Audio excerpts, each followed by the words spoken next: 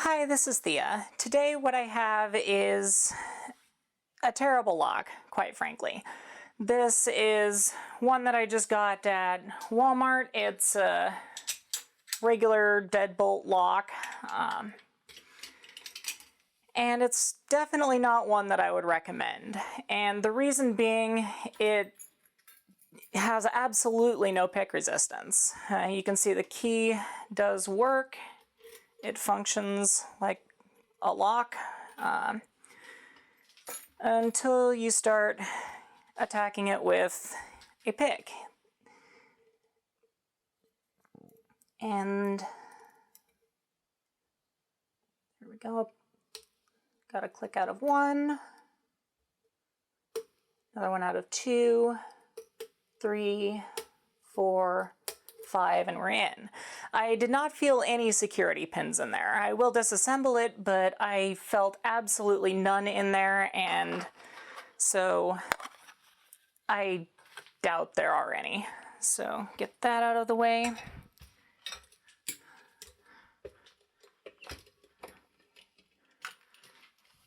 And get that into frame.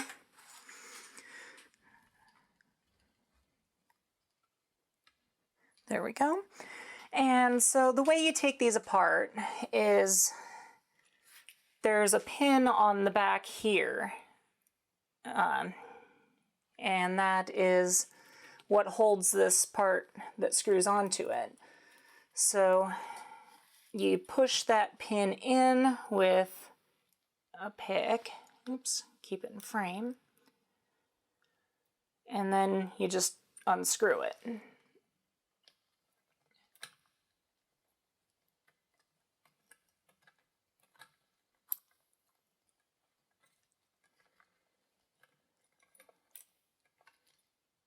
Just locked it up again. Oh well.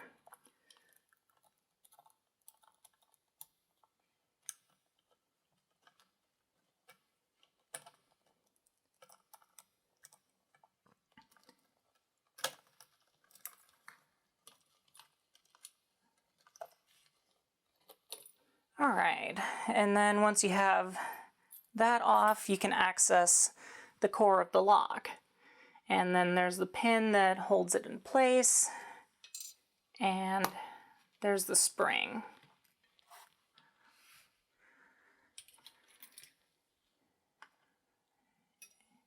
And so if you have the key, it's easy enough. You just insert the key and turn it just a little bit, and then that gets all the pins out of alignment there, and it allows you to use a plug follower like this to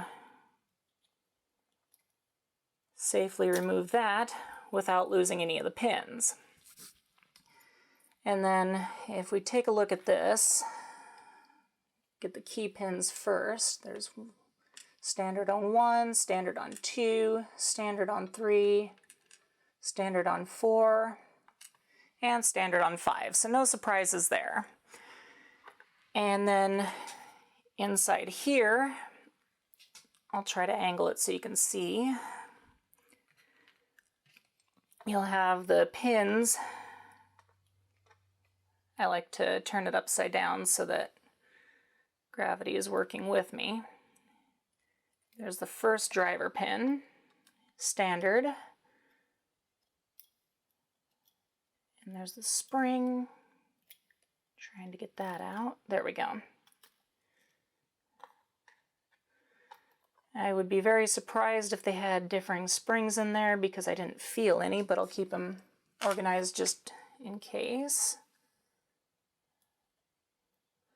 There's driver pin 2, also a standard. Same spring.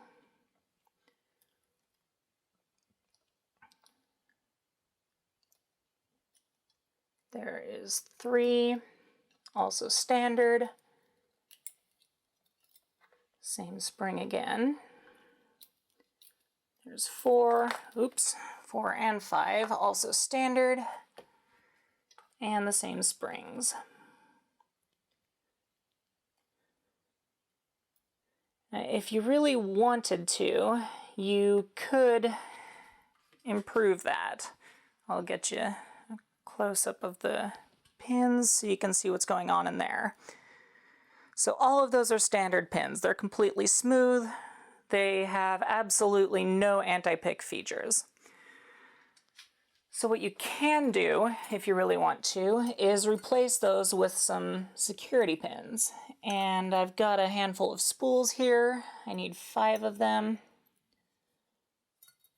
And then we can reassemble it with the spool pins.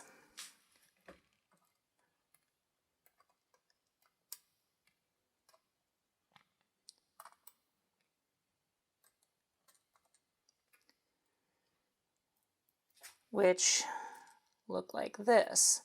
They are called spool pins because they look like a spool. There's not any super creative reasoning behind that. The purpose of these is to catch on the shear line of the lock.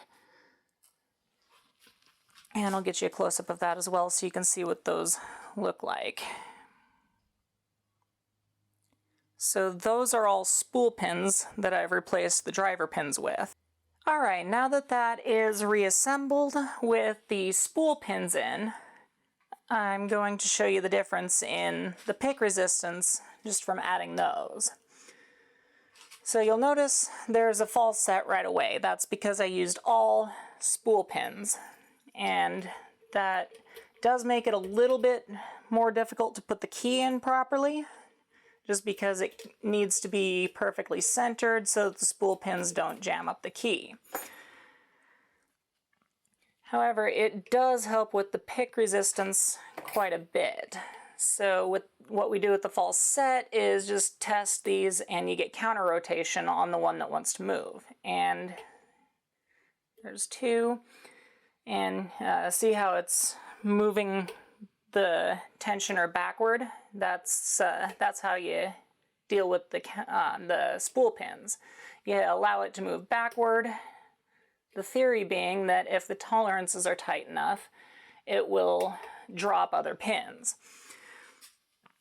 Those aren't great spool pins, but it did increase the amount of time that it took me to pick it. And it's not going to be something that an absolute novice can pick like it was in its original form. So the thing about security on your house, if you want a good lock for the deadbolt, instead of using these, which this is a pretty clear example of why cheaper is not better, it's hard to go wrong with Multi-Lock or Medico. They are expensive as far as locks go, this type of lock. But it's a lot cheaper than replacing everything inside your house. So that is all I have for you today. If you like that video, go ahead and hit the like button. If you haven't already, go ahead and subscribe.